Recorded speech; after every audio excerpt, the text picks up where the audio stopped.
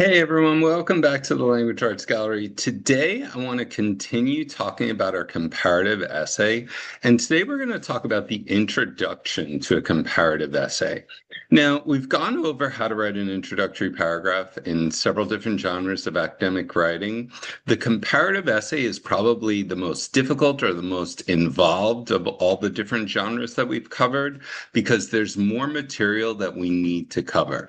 So let's get started, and we're going to take a look at how this genre of writing is a little bit different than other genres of writing. So in today's video, we are going to talk about hooking our reader with a good first sentence, introducing the topics and the significance of comparison. We've talked about using a roadmap or a thesis map in all of our academic essays, and we're going to do that in our comparative essay by presenting points of comparison and then presenting our thesis. So remember, in a comparative essay, we want to tell our reader what's being compared and contrasted, why this comparison is important. We're going to talk about how we're comparing them. In other words, what points are we comparing them on? Now, in this series of lessons, we are covering a point-by-point comparative essay. The point-by-point comparative essay is a little bit different than other genres of writing where we've talked about, for example, listing all the similarities and listing all the differences. That is a block method of comparative writing. In our body paragraphs, we're going to talk about how they're similar or different, and we're going to give details and examples. So the 5-paragraph approach to a point-by-point comparative essay might look something like this. In our introduction, we're going to engage the reader, talk about what's being compared, why it's important, what 3 points are being compared, and what the thesis statement is. Each of our body paragraphs is going to represent 1 point of comparison. And in our conclusion, we are not we're not introducing any new information. We're simply restating what we've already said. We're signposting, restating the topics and significance of comparison, the points of comparison, the thesis statement, and then we're leaving our reader with a final thought. So what I want us to do here is I want us to take a look at a sample essay. Now you can pause the video and go through and read this on your own. And then I'm going to go back and I'm going to focus on the introductory paragraph.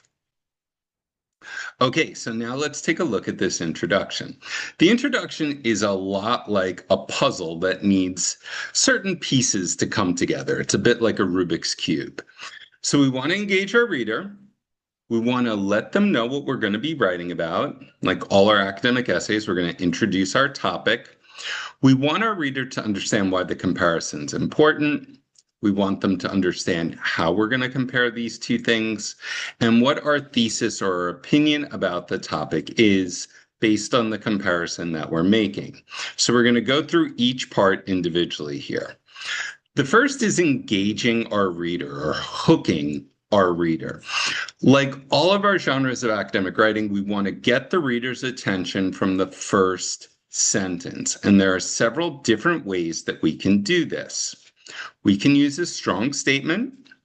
We can use a compelling fact or statistic, a thought-provoking question, a quotation, or a universal truth. Now let's take a look at each of these 5 strategies that we can use to hook our reader. The first is a strong statement. I think these are often the easiest for young writers to grasp. They're very powerful and they're also very effective when it comes to getting the reader's attention. They're usually opinion-based, so our hook is going to tie into our thesis statement. So remember, our essay is about comparing good teachers and bad teachers. So I might say a good teacher can make students love learning, but a bad teacher can make school feel impossible.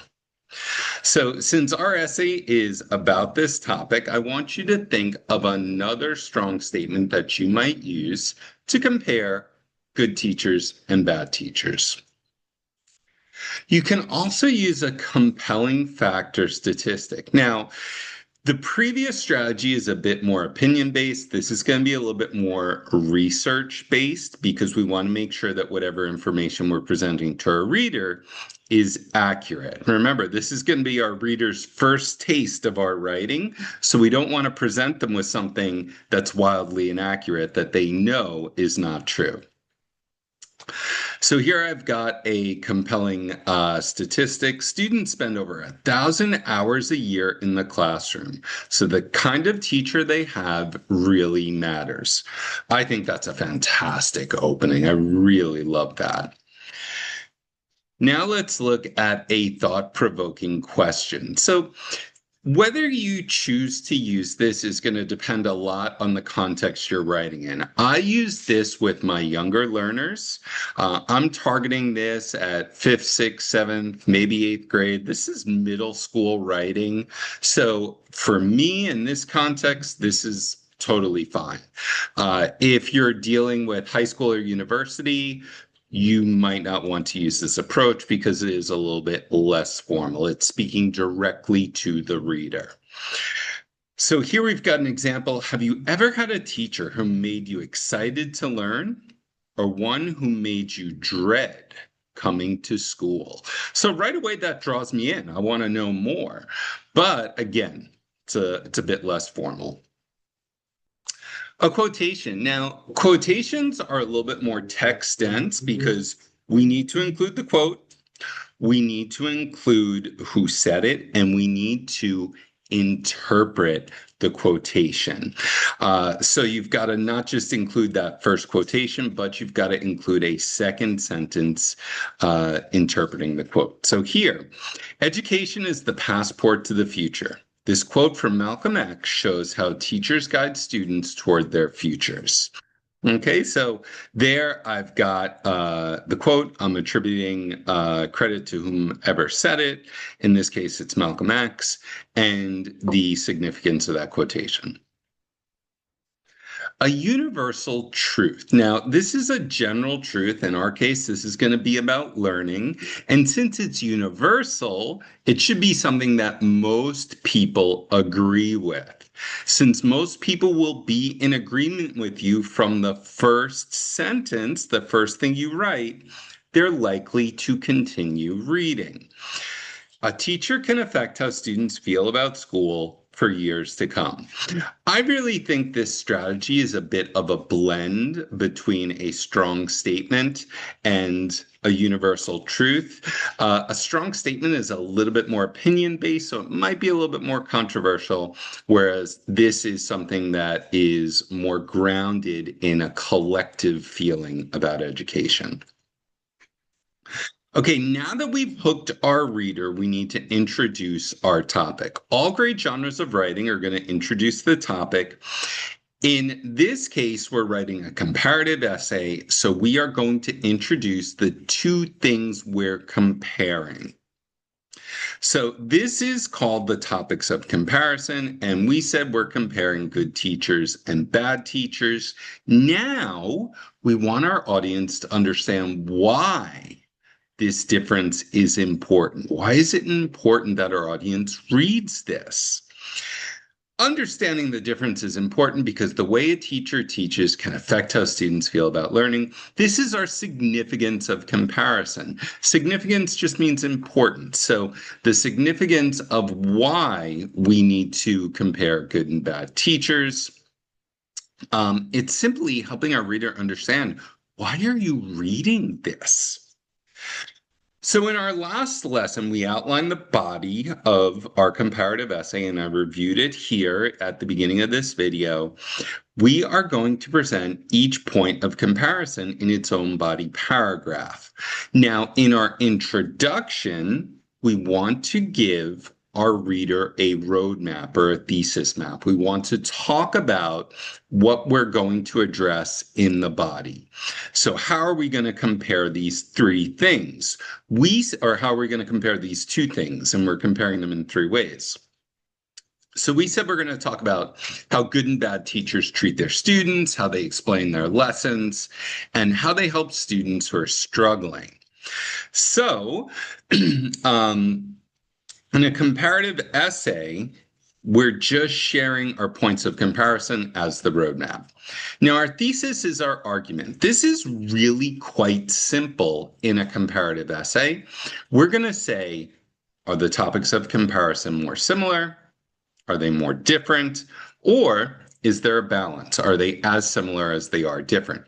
We can add another layer, and I think by middle school we should be adding another layer where we talk about this comparison, if they're similar or different, or a balanced approach, and an opinion based on that.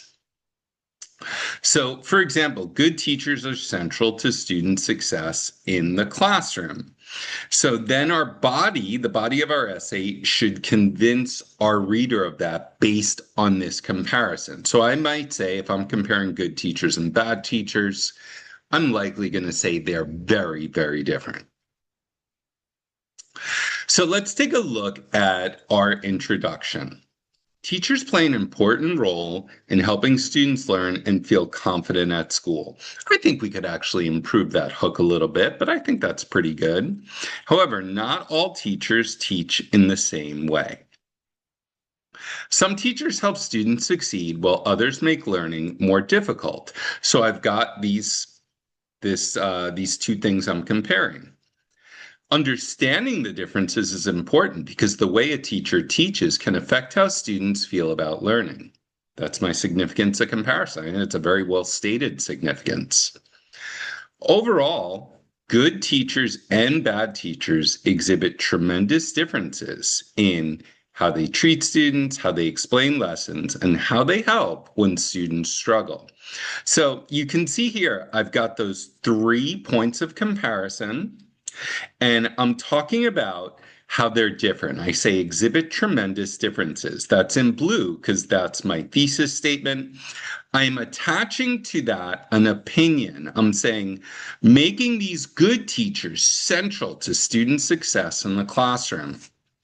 So you can see this is a little bit more involved than previous genres of academic writing. And that is because I am blending that thesis map with that thesis statement, the points of comparison with the thesis statement. So as you're working to put your introduction together, I want you to think about your hook. Now, if you look at this graphic organizer, you probably think it looks pretty involved, and it is, but this is the most involved introduction that we're going to be writing. So you've got your strategies for a good introduction, and that's all right here. And then I want you to think of a good engaging sentence that you can include right there. Okay, from there, we can go to our topics of comparison. We already should have that. That should be simple. Good teachers, bad teachers. Why is it important? That's our significance right there. Then we should already know from last lesson, what are the 3 points of comparison? How are we comparing these things? And then our thesis statement. Are they more similar? Are they more different? And are we sharing an opinion based on this? I think we should be sharing an opinion. Okay, so hopefully we can get our students to work through this graphic organizer together. Then they can come back and they can share, develop their own first draft of their comparative essay. All right, thank you so much for joining us, and I will see you in our next lesson where we're going to delve into the body paragraphs of a comparative essay.